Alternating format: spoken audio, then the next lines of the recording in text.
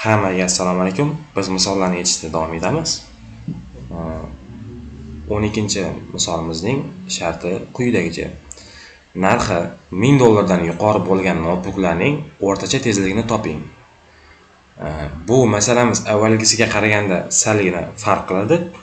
Avvalgisida umuman shartdan foydalanmagan edik. Bunda esa shartdan foydalanamiz. Men yechishni boshlayman. Select. Kompyuterlaringizning deganda notebooklarni nazarda tutdik.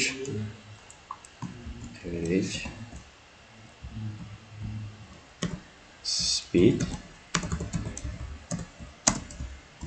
from laptop. Endi shartni yozib ketaman. Word price katta min. Shart ko'ramiz.